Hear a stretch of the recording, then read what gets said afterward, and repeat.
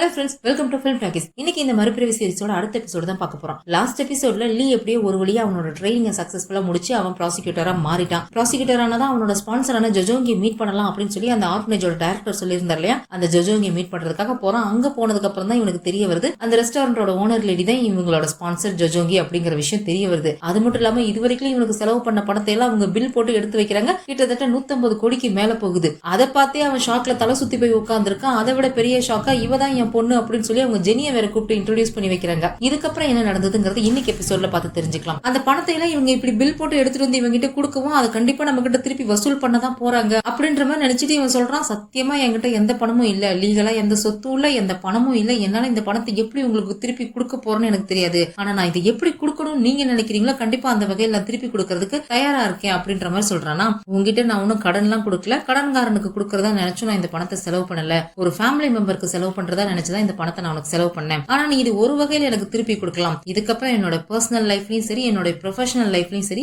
எல்லா வகையிலயும் ஒரு ப்ராசிக்யூட்டரா நீ என் பக்கபலமா என் கூடவே இருக்கணும் அப்படின்ற மாதிரி சொல்லிடுறாங்க. இவனால எப்படி மறுக்க முடியும்? இல்லன்னா 150 கோடி கொடுக்க வேண்டி இருக்குமே. அமைதியாவே உட்கார்ந்துருக்கான். இதுக்கப்புறம் ஜெனி தான் உனக்கு இன்சார்ஜ், அதனால அவ கூட தேவையில்லாம சண்டையெல்லாம் போடாத அப்படின்ற மாதிரி சொல்லிட்டு இருக்காங்க. இன்னொரு பக்கம் இந்த சேகங்கையும் அவனோட அந்த குள்ளநரி கூட்டத்தையும் தான் காமிக்கிறாங்க. அந்த நடிகை என்பி தான் அந்த பினான்ஸ் கம்பெனியோட எல்லா ஷேர்ஸையும் வாங்க போறோம்னு சொல்லி பிளான் பண்ணி எல்லாத்தையும் வாங்கிட்டா இல்லையா, எல்லாத்தையும் வாங்கிட்டா போல இருக்கு. இப்ப நான் தான் அந்த கம்பெனிக்கு சேர்பர்சன் ஆக போறேன் அப்படின்ற மாதிரி அவ சந்தோஷமா சொல்லிட்டு இருக்கா. ஆனா அந்த ப்ராசிக்யூட்டர் ஜே, ரிப்போர்ட்டர் சேகங், இந்த 3 பேரும் அந்த நடிகை என்பியை அந்த கம்பெனிக்கு சேர்பர்சன் ஆகிறதுக்கு ஒத்துக்க மாட்டேங்கிறாங்க. இதுல அவங்களுக்குள்ள கொஞ்சம் சண்டையாகுதா. சண்டையை அவாய்ட் பண்றதுக்காக இந்த சேகங் இருந்துட்டு இப்ப இது முக்கியமான பிரச்சனை கிடையாது, பார்க் பரோல்ல ரிலீஸ் ஆயிட்டாங்க, அவங்களுக்கு இன்னும் ஒரு சில வருஷங்கள் தண்டனை இருக்கு, அப்படி இருக்கும் போதே அவங்க ரிலீஸ் ஆயிட்டாங்க, இப்ப அவங்களால ஏதாவது பிரச்சனை வந்துச்சுன்னா நாம மாட்டிக்குவோம், அதை தான் பாக்கணும் அப்படின்ற மாதிரி சொல்லி இந்த பிரச்சனை இப்போதைக்கு ஆஃப் பண்ணிடுறான். அப்படியே கட் பண்ணி பார்க்க தான் காமிக்கிறாங்க. அவன் லீ சொன்ன மாதிரி அந்த ஆர்ஃபனேஜ்ல தான் அவங்க போய் அங்க வேலைக்கு சேர்ந்துட்டாங்க போல இருக்கு. அங்க இருக்கிற சின்ன சின்ன வேலைகள் எல்லாம் பாத்துக்கிட்டு இருக்காங்க. பசங்க எல்லாம் விளையாண்டுட்டு இருக்காங்க. அவங்களுக்கு துணி துவச்சு போடுறது, அந்த இடம் எல்லாம் சுத்தம் பண்றது, இந்த மாதிரி வேலையெல்லாம் பாத்துக்கிட்டு இருக்காங்க. இத சேகங் தூரத்துல இருந்து ஒரு மாதிரி வில்லத்தனமா இவங்களே பாத்துக்கிட்டு இருக்கான். அப்ப அவங்க அந்த ஆர்ஃபனேஜோட ஆபீஸ் ரூம் எல்லாம் கிளீன் பண்ணிட்டு இருக்காங்களா. அங்க ஒரு போட்டோல கங்சுக்கு இந்த ஆர்ஃபனேஜ்க்கு வந்து சேர்ந்தப்ப சின்ன பையனா இருந்திருப்பான் இல்லையா, அந்த கங்சுக்கு அந்த ஆர்ஃபனேஜோட டைரக்டர் கூட சேர்ந்து எடுத்துட்டு ஒரு போட்டோ அங்க இருக்கு. அவங்க பையனோட போட்டோ அங்க பார்த்துதான் அவங்க எமோஷனல் ஆகி அழ ஆரம்பிச்சிடுறாங்க. அப்போ சேகங் அந்த ரூம்குள்ள வந்து நான் கங்சுக்கு கண்டுபிடிச்சிட்டேன் அப்படின்ற மாதிரி சொல்றான். இப்போ என்ன போய் சொல்லி அவங்களை ஏமாத்த போறான்னு தெரியல. அப்படியே கட் பண்ணி ப்ராசிக்யூட்டர் ஆபீஸ் தான் காமிக்கிறாங்க. இந்த ப்ராசிக்யூட்டர் ஜேக்கு ப்ரமோஷன் கிடைச்சிருச்சாமா, அவன் இப்ப ப்ராசிக்யூட்டர் ஜெனரலா மாறிட்டான். ஆக்சுவலா ஸ்டார்டிங்ல இந்த ப்ராசிக்யூட்டர் ஜேக்கு கிடைக்க வேண்டிய ப்ரமோஷன் கை நழுவி போய் அந்த ப்ராசிக்யூட்டர் ஜோசங்க்கு கிடைச்சு அவன் சீஃபா மாறிடுவான். அப்போ அந்த ப்ராசிக்யூட்டர் ஜோசங் இந்த ஜேவை கொஞ்சம் ஒரு மாதிரி நக்கல் பண்ற மாதிரி பேசி இருந்திருப்பான். ஆனா இப்ப இந்த ஜேக்கு ப்ரமோஷன் கிடைச்சு அவன் ஜோசங்க பெரிய பதவிக்கு போயிட்டான் இல்லையா, அதனால இப்ப இவன் அதை எல்லாத்தையும் சேர்த்து வச்சு அந்த ஜோசங்க ஒரு மாதிரி மட்டம் தட்டுற மாதிரி நக்கல் பண்ணிட்டு தான் இருக்கான். இந்த ஜோசங் ஜூனியர் அப்படின்ற ஒரு இடத்துல இருந்துட்டு தான் வந்து ப்ராசிக்யூட்டர் ஜேவை வெல்கம் பண்ணிட்டு இருக்கான். ப்ராசிக்யூட்டர்ஸ் மீட்டிங் நடக்குது, அங்க எல்லாருமே இருக்கிறாங்க. அந்த இடத்துல இந்த ப்ராசிக்யூட்டர் ஜே வந்து ஸ்பீச் கொடுத்துட்டு இருக்கான். ப்ராசிக்யூட்டர்ங்கிறவங்க இந்த நாட்டுக்கு ரொம்ப முக்கியமானவங்க, அப்படி இப்படி இப்படின்னு எல்லாம் பேட்டி கொடுத்துட்டு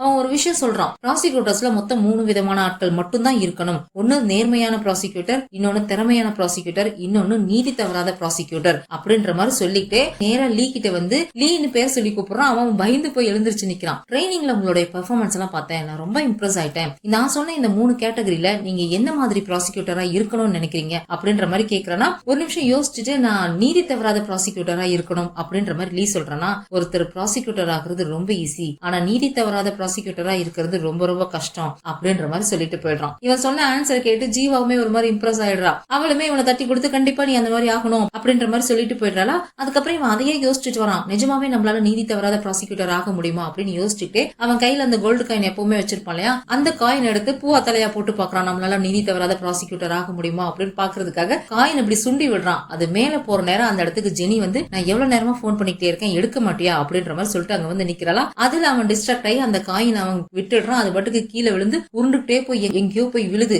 இவன் அந்த காயினையே பாத்துக்கிட்டு இருக்கான், என்ன பதில் வருமோ அப்படின்னு சொல்லிட்டு ஒரு மாதிரி பக் பக் பக்னு பாத்துக்கிட்டே இருக்கான். கொஞ்சம் தூரம் ஓடி போய் அந்த காயினை நிக்குது. அதுல என்ன பதில் வந்துச்சு அப்படின்றதெல்லாம் நமக்கு காமிக்கல. இவன் போய் அந்த காயினை எடுக்கிற மாதிரி தான் காமிக்கிறாங்க. அப்படியே கட் பண்ணி 5 வருஷம் கடந்து போற மாதிரி காமிக்கிறாங்க. 5 வருஷம் கழிச்சு இப்போ ஏதோ ஒரு பார் தான் காமிக்கிறாங்க. அந்த பார்ல இங்க லீவ் உட்கார்ந்துருக்கான். ஆளே கொஞ்சம் ஒரு மாதிரி கெத்தா தான் இருக்கான். கோட்டு சூட் எல்லாம் கொஞ்சம் காஸ்ட்லியா போட்டுக்கிட்டு ஒரு மாதிரி கெத்தா தான் உட்கார்ந்துருக்கான். ஒரு பொண்ணு வந்து அவனுக்கு ட்ரிங்க் சர்வ் பண்ணிட்டு போறான். அந்த ட்ரிங்க் கூடவே ஒரு சின்ன சீட் ஒண்ணு இருக்கு. Second floor VIP room operation ready அப்படின்ற மாதிரி அந்த சீட்ல இருக்கு. அதை படிச்சுட்டு அவன் பாட்டுக்கு சுருட்டி வாய்க்குள்ள போட்டுக்கிறான். அந்த பார்ல தான் இந்த செக்ஷன் சீஃப் யாங்குமே இருக்கான், இந்த லாயர் ஹவாங்குமே இருக்கான். இந்த லாயர் ஹவாங் தான் அவனோட அந்த மேயர் கேஸ்ல தோத்து போயிட்டான் இல்லையா, இப்ப ஆளே ஒரு மாதிரி தான் இருக்கான். பழையபடி சூதாட்டத்துல இறங்கிட்டான் போல இருக்கு. அங்க கேம்லிங் கேம்லிங் தான் விளையாண்டுட்டு இருக்கான். இந்த சீட்டை பார்த்ததும் லீ நேரா கிளம்பி செகண்ட் ஃப்ளோருக்கு போறான். அங்க அந்த விஐபி ரூம்குள்ள போனா அங்க ஏதோ ஒரு 3 பெரிய பிசினஸ் மேன் கேம்லிங் விளையாண்டுட்டு இருக்காங்க. டேபிள் ஃபுல்லா ஏகப்பட்ட பணம் இருக்கு. இவன் போய் சும்மா அவங்க கிட்ட வம்பிழுக்கிற மாதிரி வம்பிழுக்கிறான். அதுல ஒரு ஆள் கடுப்பாகி இந்த லீயை போட்டு அடிச்சிடுறான். அடிச்சதுக்கு அப்புறம் இந்த லீ அவனோட ஐடி கார்டு எடுத்து காமிச்சு, நீ ஒரு ப்ராசிக்யூட்டர் மேல கை வச்சுட்ட,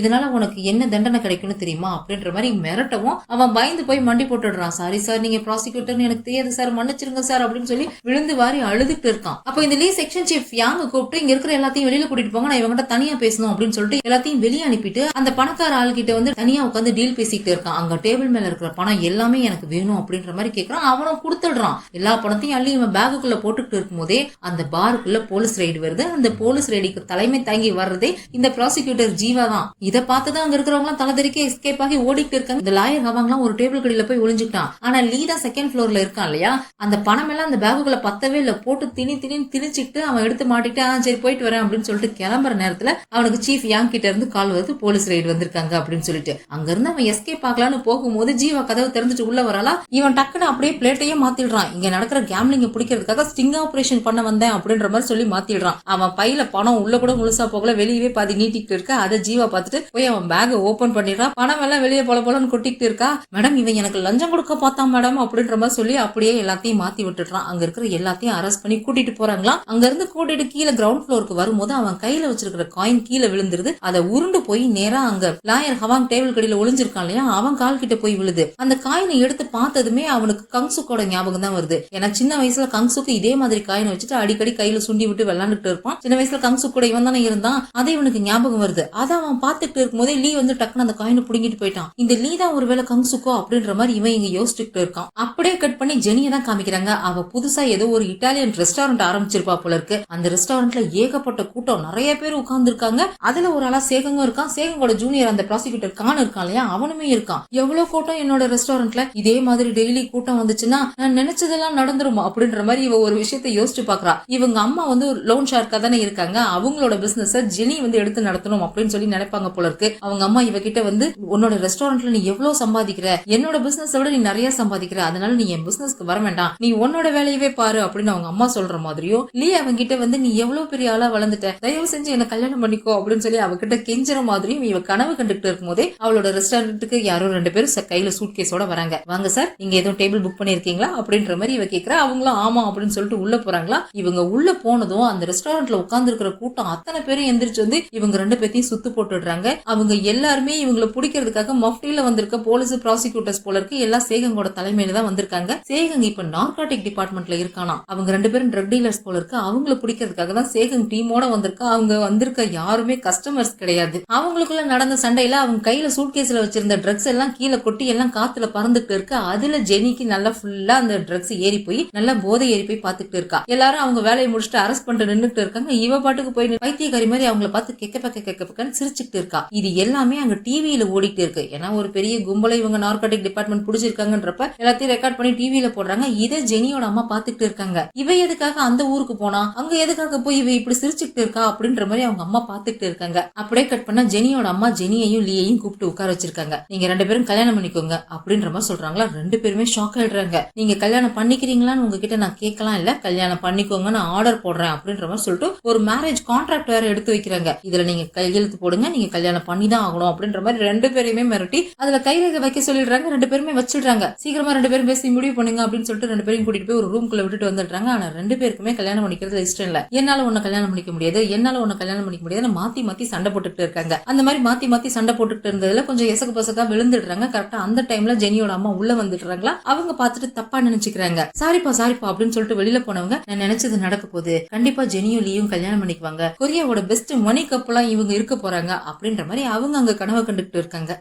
5 வருஷத்துக்கு முன்னாடி இந்த லீ சொல்லியிருப்பான் இல்லையா, நான் நீதி தவறாத ப்ராசிக்யூட்டரா இருக்கணும் அப்படின்னு சொல்லிட்டு. ஆனா அந்த மாதிரிலாம் இல்ல, இவன் பணத்துக்காக வேலை செய்யற ப்ராசிக்யூட்டரா மாறி இருக்கான். அதுவும் பணக்காரங்களா பார்த்து எக்கச்சக்க படமா கொள்ளையடிக்கிற ப்ராசிக்யூட்டரா வேற மாறி இருக்கான். இந்த விஷயம் ப்ராசிக்யூட்டர் சீஃப் ஜோசனுக்கு தெரிய வந்திருக்கு. அந்த ஆள் கூப்பிட்டு வச்சு இவனை திட்டிக்கிட்டு இருக்கான். நீ பாக்குற வேலையெல்லாம் எனக்கு நல்லா தெரியும். இந்த பணக்கார பிசினஸ் மேன் மத்தியில உனக்கு என்ன பேர் வச்சிருக்காங்க தெரியுமா, மாமூல் மன்னன்னு பேர் வச்சிருக்காங்க. நீ இன்னொரு தடவை மாட்டினா கண்டிப்பா உன் மேல கடுமையான ஆக்ஷன் எடுப்பேன், ஒழுங்கா உன்னோட வேலை இதோட ஸ்டாப் பண்ணிக்கோ அப்படின்ற மாதிரி பிடிச்சி திட்டி விட்டுட்டு போயிடுறான். அதுக்கப்புறம் ஜீவாவுக்கும் இவன் மேல சந்தேகம் வந்திருக்கும் போல இருக்கு. இவனோட பேக்ரவுண்ட் எல்லாம் செக் பண்ணி பார்த்துட்டு இருக்கான். இவன் எங்க தங்கி இருக்கான், இவன் பேங்க் அக்கௌண்ட்ல எவ்வளவு பணம் இருக்கு, என்னென்ன டிரான்சாக்ஷன் எல்லாம் பண்ணிருக்கான் அப்படின்றதெல்லாம் செக் பண்ணி பார்த்துட்டு இருக்கான். இவன் வந்து பார்த்துட்டு கேட்கறான், என் மேல சந்தேகப்படுறீங்களா மேடம் அப்படின்ற மாதிரி கேட்கறான். நான் உன் மேல சந்தேகப்படல, நீயே சொல்லு எங்க தங்கி இருக்க அப்படின்ற மாதிரி கேட்கறாளா. இந்த ஊர்ல டெவலப்பே ஆகாத ஒரு இடத்துல தங்கியிருக்கேன் மேடம். நான் ஆர்ஃபனேஜ்ல வளர்ந்தவன். என்னால இங்க சிஎல் மாதிரி சிட்டில வீடு வாங்குறதுக்கோ இல்ல ரெண்ட் எடுக்கிறதுக்கோ என்கிட்ட காசு இல்ல. அதனாலதான் நான் ஒரு சின்ன ஊர்ல சின்ன வீட்டுல தங்கி இருக்கேன் அப்படின்ற மாதிரி சொல்லிட்டு இருக்கான். அப்படியா, சரிவா நான் உன்னோட வீட்டை பார்க்கணும் அப்படின்ற மாதிரி கூப்பிடுறா. இவனும் சரின்னு சொல்லி கூட்டிட்டு போறான். ஒரு பழைய கார் வச்சிருக்கான். அந்த காரை கையால கூட திறக்க முடியல, காலால எட்டி 2 உதைக்கிறான். அதுக்கப்புறம் தான் அந்த டோர் கலந்துட்டு வருது. அதுலதான் அவளை கூட்டிட்டு போறான். ஒரு ரொம்ப ரொம்ப சாதாரணமான இடத்துல ரொம்ப சாதாரணமான ஒரு கூரை வீடு மாதிரி ஒரு வீடு இருக்கு. அந்த வீட்டுக்குள்ளதான் கூட்டிட்டு போறான். அந்த வீடே பாக்குறதுக்கு ரொம்ப மோசமான நிலைமையில தான் இருக்கு. அவள் அங்க கூட்டிட்டு போய் இன்ஸ்டன்ட் நூடுல்ஸ் தான் சமைச்சு கொடுத்துட்டு இருக்கான். நீ எதுக்காக இந்த மாதிரி இடத்துல இருக்க? நீ வாங்குற சம்பளத்தை வச்சு உன்னால ஒரு நல்ல இடத்துல நல்ல வீட்டுல இருக்க முடியும். இப்படி ஒரு இடத்துல இருக்கணும்னு அவசியமே இல்லையே, எதுக்காக நீங்க இருக்க அப்படின்ற மாதிரி ஜீவா கேக்குறாளா. நான் ஆர்ஃபனேஜ்ல வளர்ந்தவன் மேடம். பசி அடங்கினதுக்கு அப்புறம் நான் சாப்பிடுற அடுத்த பருக்க என்னோடது கிடையாது. அதனால நான் தேவையில்லாத விஷயத்தை எனக்காக நான் வச்சுக்க மாட்டேன். எனக்கு தேவையானது போக நான் சம்பாதிக்கிற எல்லா பணத்தையும் நான் ஆர்ஃபனேஜுக்கு டொனேட் பண்ணிடுவேன் அப்படின்ற மாதிரிலாம் நடிச்சு தள்ளுறான். ஆனா அது ஜீவாவும் நம்பிடுறா. சரின்னு சொல்லிட்டு அவ அங்க இருந்து கிளம்பி போயிடுறா. அவ கிளம்பி போனதுக்கு அப்புறம் இவன் வந்து அந்த ரூம்ல ஒரு ரிமோட் எடுத்து ஆன் பண்றான். ஒரு சீக்ரெட் டோர் ஒன்னு ஓபன் ஆகுது. அந்த ரூம்குள்ள ஏகப்பட்ட பணத்தை அடுக்கி வச்சிருக்கான். சின்ன வயசுல இவங்க அப்பா ஒரு ரூம் ஃபுல்லா பணத்தை அடுக்கி வச்சு காமிச்சிருப்பான் இல்லையா, அதே மாதிரி இவனும் இங்க பணத்தை அடுக்கி வச்சிருக்கான். அது மட்டும் இல்ல, ஒரு லக்ஸரியான காரை குப்பமேட்டுக்குள்ள ஒளி வைக்கிற மாதிரி ஒளிக்கி வச்சிருக்கான். அந்த கார் எடுத்துட்டு ஒரு லக்ஸரியான அபார்ட்மெண்ட்டுக்கு போறான். அங்கதான் அவன் தங்கியிருப்பான் போல இருக்கு. இன்னும் எனக்கு 10 மில்லியன் தான் வேணும். 10 மில்லியன் நான் சம்பாதிச்சிட்டேன் அப்படின்னா அந்த லோன் ஷார் பொம்பளை கிட்டயும் அவளோட பொண்ணு கிட்ட இருந்து நான் தப்பிச்சிருவேன் அப்படின்ற மாதிரி சொல்லிட்டு இருக்கான். அந்த ரெஸ்டாரண்ட் ஓனர் லேடி தான் இவனுக்காக 150 கோடி செலவு பண்ணிருக்குன்னு சொல்லி பில்ல தூக்கி காமிச்சாங்க இல்லையா, அதுக்கப்புறம் தான் இவன் இந்த மாதிரி மாறிட்டான் போல இருக்கு. அவங்க கிட்ட இருந்து தப்பிக்கணும்னா அவங்களோட 150 கோடியை திருப்பி கொடுக்கணும் அப்படின்னு சொல்லிட்டு அதுக்காக தான் இவன் இந்த மாதிரி மணி மைண்டடா வேலை பார்க்க ஆரம்பிச்சிருக்கான் போல இருக்கு. அப்படியே கட் பண்ணி லாயர் ஹவாங்க தான் காமிக்கிறாங்க. அவன் டிவில நியூஸ் பார்த்துட்டு இருக்கான். இந்த சீரிஸோட ஸ்டார்டிங்ல நமக்கு ஒரு சீன் காமிச்சாங்க இல்லையா, ஒரு இடத்துல நிலச்சரிவு நடந்திருக்கும். அந்த நிலச்சரிவை கிளீன் பண்ண போன இடத்துல கட்டுக்கட்டா ஏகப்பட்ட பணம் கிடைச்சது அப்படின்ற மாதிரி காமிச்சுதானே இந்த சீரிஸையே ஸ்டார்ட் பண்ணாங்க. அந்த நியூஸ் தான் அங்க டிவில ஓடிட்டு இருக்கு. அது எந்த இடத்துல நடந்துச்சுன்னு சொல்லி அந்த இடத்தோட பேரையும் அங்க நியூஸ்ல சொல்லிட்டு தான் இருக்காங்களா. அது கேட்டதுமே இங்க லாயர் ஹவாங் ஷாக் ஆயிடுறான். அப்ப அவன் ஒரு விஷயத்தை யோசிச்சு பாக்குறான். இவங்க சேர்மன் லீயோட சொத்தை எல்லாம் ஆட்டை போட்டாங்க இல்லையா, அவங்க எப்படி அதை திருடி இருப்பாங்க அப்படின்னா சேர்மன் லீ பேர்ல இருக்கிற எல்லா ப்ராப்பர்ட்டியுமே இவங்க பேருக்கு வர மாதிரி உயிரை மாத்தி எழுதி இருந்திருப்பாங்க. அப்படிதான் இவங்க எடுத்திருந்திருப்பாங்க. அதுக்கப்புறம் இந்த சேர்மன் லீ பேர்ல என்னென்ன சொத்தெல்லாம் இருக்கு அப்படின்னு சொல்லி கணக்கு பார்க்கும்போது இப்போ இந்த நிலச்சரிவு நடந்த இடத்துல ஒரு வீடு ஒண்ணு இருந்திருக்கு. அந்த வீடை பார்க்கும்போது அந்த வீடு சேர்மன் லீயோட பேர்ல இல்ல கங்சுக்கோட பேர்ல இருந்திருக்கும். கங்சுக் பிறந்தப்பவே இந்த சேர்மன் லீ அந்த வீட்டை வந்து கங்சுக்கோட பேர்ல வாங்கி இருந்திருப்பான். அந்த வீடு வந்து கங்சுக் பேர்ல இருந்ததுனால சேர்மன் லீயோட உயிர்ல அந்த வீடு வரவே இல்லை. இவங்களால அந்த வீட்டை எடுத்துக்க முடியாது. இப்ப என்ன பண்றது அப்படின்ற மாதிரி ரெண்டு பேரும் வருத்தப்பட்டு பேசிட்டு இருந்திருப்பாங்க. சேகங்க இருந்துட்டு ஒரு வீடு தானே போனா போய் போது விட்டுடலாம் அப்படின்ற மாதிரி சொல்லி விட்டு இருந்திருப்பான். அந்த வீட்டை பத்தி தான் இங்க டிவி நியூஸ்லயுமே சொல்லிட்டு இருக்காங்க. அதை பார்த்ததும் இவனுக்கு லீயோட ஞாபகம் தான் வருது. ஏன்னா அந்த பார்ல நடந்த கலவரத்துல லீ கையில கங்சுக்கோட கையில இருக்கிற அதே காயினை பார்த்திருப்பான் இல்லையா, ஒருவேளை லீ தான் கங்சுக்கா இருக்குமோ அப்படின்னு இவனுக்கு ஒரு சந்தேகம் வருது. உடனே யாருக்கோ கால் பண்ணி இந்த லீய பத்தி விசாரி அப்படின்ற மாதிரி சொல்றான். அவன் ஆர்ஃபனேஜ்ல இருந்து தான் வந்தான் அப்படின்னு தெரிஞ்சுக்கிட்டு நேரா இவன் ஆர்ஃபனேஜ்ல போய் விசாரிக்கிறான். அவன் 15 வருஷத்துக்கு முன்னாடி ஒரு ஆக்சிடென்ட்ல பாதிக்கப்பட்டுதான் இங்க வந்தான் அப்படின்ற மாதிரி சொல்றாங்க. எனக்கு அவனோட சின்ன வயசு போட்டோ பார்க்கணும் அப்படின்னு சொல்லி அந்த டைரக்டர்கிட்ட கேட்கறான். அவங்களும் அந்த சின்ன வயசு போட்டோவை எடுத்து காமிச்சிடுறாங்க. அதை பார்த்ததும் இவனுக்கு கன்ஃபார்ம் ஆயிடுது. இந்த ப்ராசிக்யூட்டர் லீ தான் உண்மையிலேயே சேர்மன் லீயோட பையன் லீ கங்சுக் அப்படின்றது தெரிய வந்துருது. அதுக்கப்புறம் தான் இவன் நேரா கிளம்பி அந்த பணம் கிடைச்ச ஸ்பாட்டுக்கு வந்திருப்பான். அந்த கேஸை விசாரிக்கிறதுக்கு ப்ராசிக்யூட்டர் லீ தான் வந்திருப்பான். அவன் தான் வந்து இந்த பணம் யாரோடது அப்படின்ற மாதிரிலாம் விசாரிச்சிருப்பான். லீ கங்சுக் அப்படின்ற ஒருத்தனுக்கு சொந்தமானது. 15 வருஷத்துக்கு முன்னாடி அவன் காணாம போயிட்டான். அவனும் காணாம போயிட்டான். அவனோட அம்மா பார்க்கும் காணாம போயிட்டாங்க அப்படின்ற மாதிரி எல்லாரும் சொல்லி இருந்திருப்பாங்க. அந்த சமயத்துல இவனுக்கு ஒரு போன் வந்திருக்கும் இல்லையா, எனக்கு உன்னோட உண்மையான பேர் தெரியும் சொல்லி அந்த போனை ஆக்சுவலா பண்ணுனதே இந்த லாயர் ஹவாங் தான். அவன் தான் கால் பண்ணிருக்கான். எனக்கு உன்னோட உண்மையான பேரும் தெரியும், உன்னோட உண்மையான அப்பா அம்மாவும் தெரியும். இப்ப நீ வாழ்ந்துட்டு இருக்கிறது பொய்யான வாழ்க்கை. நீ யாரு என்னன்னு தெரிஞ்சுக்கணும்னா இன்னைக்கு நைட்டு 12 மணிக்கு ஹோட்டல் ஐஸ்வர்யாவுக்கு 1205 நம்பர் ரூமுக்கு வா, நான் உனக்கு சொல்றேன் அப்படின்ற மாதிரி சொல்லிட்டு காலை கட் பண்ணி இருந்திருப்பான். அதுக்கப்புறம் இவனுக்கு அதே யோசனையாவே இருக்குது. அவன் சொன்ன மாதிரி நம்ம அங்க போலாமா, உண்மையிலேயே நம்ம பேர் என்னன்னு அவனுக்கு தெரியுமா, நம்ம போய் நம்மளோட பேரை தெரிஞ்சுக்கிட்டோம்னா நம்மளோட அப்பா அம்மா யாருன்னு கூட நம்மளால கண்டுபிடிக்க முடியல அப்படின்ற மாதிரி அதை பத்தியே யோசிச்சுட்டு இருக்கான். அப்ப சீஃப் யாங் சொல்றாரு, இந்த பணம் எல்லாம் யாரோ கங்சுக் அப்படின்னு ஒருத்தனுக்கு சொந்தமானதுன்னு சொல்றாங்க.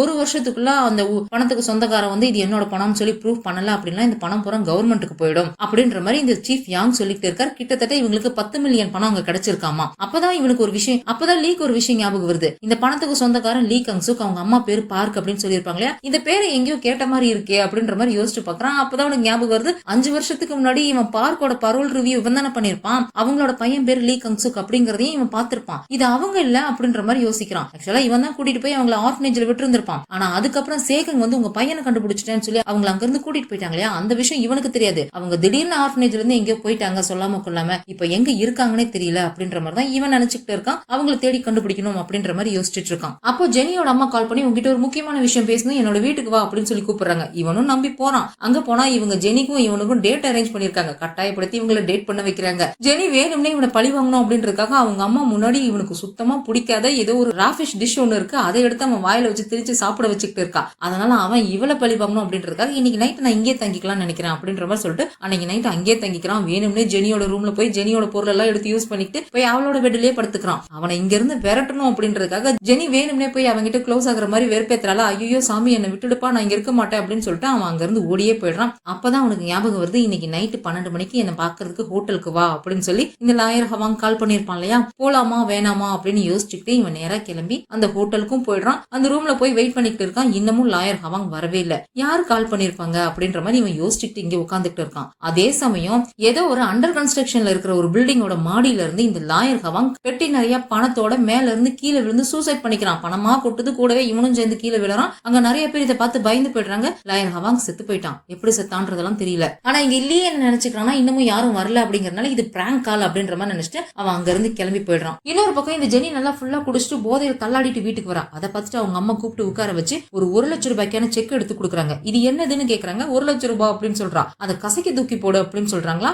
அவ மாட்டேன் அப்படிங்கிறா. அதை வாங்கி அவங்களே கசக்கி தூக்கி கடாசிறாங்க. அம்மா அது காசுமா அப்படின்னு சொல்லிட்டு எடுத்துட்டு வந்து வச்சுக்கிட்டு இருக்காளா. அவங்க மறுபடியும் அதை வாங்கி மூக்குல சளியை சேர்ந்து டிஷ்யூ பேப்பர் தூக்கி போடுற மாதிரி தூக்கி போட்டுடுறாங்க. என்னமா பண்ற அப்படின்னு சொல்லிட்டு மறுபடியும் அதை எடுத்துட்டு வந்து தொடச்சு வச்சுக்கிட்டு இருக்கலாம். இப்ப இதோட வேல்யூ என்ன அப்படின்னு கேக்குறாங்க. இப்பவும் 1 லட்சம் ரூபா தான் அப்படின்ற மாதிரி சொல்றாளா. கரெக்ட். ஒரு பணம் எந்த நிலைமையில இருந்தாலும் அதோட வேல்யூ மாற போறதே கிடையாது. உன்னோட வேல்யூ என்ன அப்படின்ற மாதிரி கேக்குறாங்க. அவர் திரு முழிக்கிறா. நான் காஸ்மெட்டிக் சர்ஜரி பண்ணேன், அதை மெயின்டைன் பண்றதுக்கு செலவு பண்ணேன் அப்படி இப்படின்னு புலம்பிக்கிட்டு இருக்காளா. ஒரு மனுஷங்களோட வேல்யூ அவங்க புத்திசாலியா இல்ல முட்டாளாங்கிறத பொறுத்து கணக்கு போட மாட்டாங்க. அவங்க கையில எவ்வளவு காசு இருக்குன்றத பொறுத்து தான் கணக்கு போடுவாங்க. நீ எவ்வளவு பெரிய முட்டாளா இருந்தாலும் உன் கையில 1 லட்சம் ரூபாய் இருந்துச்சுன்னா நீ 1 லட்சத்துக்கு ஒர்த்தான ஆளு அப்படின்னு தான் எல்லாருமே பாப்பாங்க. அதனால தேவையில்லாத வேலையெல்லாம் விட்டுட்டு ஒழுங்கா பணம் சம்பாதிக்கிற வேலையை பாரு, என்னோட பிசினஸ் வந்து எடுத்து நடத்த பாரு அப்படின்ற மாதிரி அவங்க அம்மா பிடிச்சி திட்டி விட்டுட்டு போயிடுறாங்களா. இவளும் கொஞ்சம் ஆழ்ந்த யோசனையிலே இருக்கா. அடுத்த நாள் காலையில இவங்க அம்மா எந்திரிச்சு போய் மகளை எழுப்பலான்னு பார்க்கும்போது அவ ரூம்லயே இல்ல. எங்கடா போயிட்டா அப்படின்னு பாத்துக்கிட்டு இருக்காங்க. இவ ஒரு இட்டாலியன் ரெஸ்டாரண்ட் ஒண்ணு ஏதோ ஒரு ஊர்ல ஆரம்பிச்சா இல்லையா. இந்த சேகங் ஸ்டிங் ஆபரேஷன் பண்றேன்னு சொல்லிட்டு தான் வந்து அந்த ரெஸ்டாரண்டே அடிச்சு உடச்சு வச்சுட்டு போயிட்டான் இல்லையா. நேரா இப்ப அந்த ரெஸ்டாரண்ட்ல தான் போய் உட்கார்ந்துருக்கா. நார்காட்டிக் டிபார்ட்மெண்ட்டுக்கு கால் பண்ணி நான் ப்ராசிக்யூட்டர் சேகங் கிட்ட பேசணும், அந்த ஆள் வந்து என் ரெஸ்டாரண்ட் டேமேஜ் பண்ணிட்டு போயிட்டா, எனக்கு காம்பன்சேஷன் வேணும் அப்படின்னு கேட்டுட்டு இருக்கா. சாரி மேடம், அவர் ப்ரமோஷன் ஆகி சியோலுக்கு போயிட்டாரு அப்படின்ற மாதிரி சொல்லிடுறாங்க. இன்னொரு பக்கம் இந்த ப்ராசிக்யூட்டர் ஜெனரல் ஜே இருக்கான் இல்லையா, அவன் லீயை கூப்பிட்டு வச்சு உன்னோட பெர்ஃபார்மன்ஸ் எல்லாம் பார்த்தேன், எல்லாமே ரொம்ப சூப்பரா இருக்கு, அதனால உனக்கு நான் ப்ரமோஷன் கொடுக்கலாம்னு நினைக்கிறேன், உன்னை இன்டர்னல் இன்வெஸ்டிகேஷன் டிபார்ட்மெண்ட்டுக்கு நான் உன்னை மாத்திட்டேன், நாளைக்கு காலையில நீ போய் அந்த டிபார்ட்மெண்ட்ல ஜாயின் பண்ணிக்கோ அப்படின்ற மாதிரி சொல்றான். இவனும் சரி சரின்னு சந்தோஷமா மண்டை ஆடிட்டு அந்த ரூமை விட்டு வெளியில வந்ததுமே அங்க சீஃப் யாங் வெயிட் பண்ணிட்டு இருக்கான். 2 பேரும் இப்ப சேர்ந்து போய் ஏதோ ஒரு பணக்காரங்க கிட்ட லஞ்சம் வாங்க போறானுங்களாமா. நேரா கிளம்பி சர்ச்சுக்கு போய் சாமி கும்பிடுற மாதிரி பக்கத்துல இது ஒரு பிசினஸ் மேன் கிட்ட உட்காந்து கட்டுக்கட்டா பணத்தை லஞ்சம் வாங்கிட்டு வரானுங்க. அங்க இருந்து நேரா ப்ராசிக்யூட்டர் ஆபீஸ்க்கு வந்தா அங்க ஜீவா இருக்கா. ஜீவாவை பார்த்ததும் இவன் நேரா ஜீவா கிட்ட போய் நம்ம லஞ்ச் சாப்பிட போலாமா அப்படின்ற மாதிரி கூப்பிடுறானா. சாரிப்பா, எனக்கு ஒரு முக்கியமான கேஸ் விசாரணை பண்ண வேண்டியிருக்கு. நீ 5 வருஷத்துக்கு முன்னாடி முதல்ல ஒரு கேஸ் வாதாடின ஞாபகம் இருக்கா? அந்த லாயர் ஹவாங், அந்த ஆள் சூசைட் பண்ணிட்டான். எல்லாரும் அதை சூசைட்னு சொல்றாங்க, ஆனா எனக்கு என்னமோ அது மர்டர்னு தோணுது. அந்த கேஸை விசாரிக்க போறா, நம்ம இன்னொரு நாள் லஞ்ச் போலாம் அப்படின்னு சொல்லிட்டு அவன் அங்க இருந்து கிளம்பி போயிடுறா. அப்ப சீஃப் யாங் வந்து சொல்றாரு, எனக்கு தெரியும்டா உனக்கு அந்த பொண்ணு ரொம்ப பிடிக்கும்னு சொல்லி, அந்த பொண்ணு மேல இன்ட்ரெஸ்ட் இருந்தா தயவு செஞ்சு கிவ் அப் பண்ணிடு, ஏன்னா அந்த பொண்ணுக்கு சேகங்க ரொம்ப பிடிக்கும் அப்படின்ற மாதிரி சொல்லிட்டு இருக்காரு. அப்பதான் உனக்கு கால் வருது, டேய் இன்டர்னல் இன்வெஸ்டிகேஷன் டிபார்ட்மெண்ட்க்கு ஒன்னு சேஞ்ச் பண்ணாங்கல்ல, அங்க மீட்டிங் நடந்துட்டு இருக்கு, நீங்க என்னடா பண்ற அப்படின்னு சொல்லி யாரோ கால் பண்ணி திட்டுறாங்க. ஐயோ நான் மறந்தே போயிட்டேன் அப்படின்னு சொல்லிட்டு அவசரமா அவன் மீட்டிங் கிளம்பி போறான். அங்க போனா அவன் டிபார்ட்மெண்டோட சீஃபாவே இந்த சேகங் தான் இருக்கான். சேகங்க்கு கீழே தான் இப்ப இவன் வேலை செய்ய போறான் போல இருக்கு. இவனுமே பார்த்து ஷாக் ஆயிடுறான். மீட்டிங்க்கு லேட்டா வந்தான் அப்படின்னு சொல்லிட்டு சேகங் முறைச்சிட்டு இருக்கான். அங்க மீட்டிங்ல சேகங் பேசிக்கிட்டு இருக்கான். வீட்டுக்கு வெளியே இருக்கிற குப்பையை நம்ம சுத்தம் பண்றதுக்கு முன்னாடி முதல்ல நம்ம வீட்டை சுத்தம் பண்ணணும், அதனால நாம இப்போ நம்மளோட டிபார்ட்மெண்ட்ல இருக்க அழுக்கு சுத்தம் பண்ண போறோம் அப்படின்ற மாதிரி சொல்லிட்டு லீ கிட்ட போய், உனக்கு இந்த பிசினஸ் மேன்ஸ் மத்தியில மாமல் மன்னன் ஒருத்தனை பத்தி பேசிக்கிறாங்களே, அந்த மாமல் மன்னன் யாருன்னு தெரியுமா அப்படின்ற மாதிரி கேக்குறான். ஆக்சுவலா அந்த மாமல் மன்னனே லீ தான். அது இவன் தெரிஞ்சு கேக்குறானா தெரியாம கேக்குறானான்னு தெரியல. இவன் அதை கேட்டு ஒரு மாதிரி திருன்னு முடிச்சுட்டு இருக்கான். இதோட இந்த எபிசோட் முடியுது. இதுக்கப்புறம் என்ன நடந்ததுங்கிறத அடுத்த எபிசோட்ல பார்த்து தெரிஞ்சுக்கலாம். இந்த வீடியோ பிடிச்சிருந்தா லைக் பண்ணிடுங்க, அப்படியே ஃப்ரெண்ட்ஸ்க்கு ஷேர் பண்ணிடுங்க, மறக்காம ஹைப்பையும் தட்டி விட்டுட்டு ஃபிலிம் டாக்கீஸ்க்கு சப்ஸ்கிரைப் பண்ணிடுங்க. அடுத்த எபிசோட்ல சந்திக்கலாம். பாய்.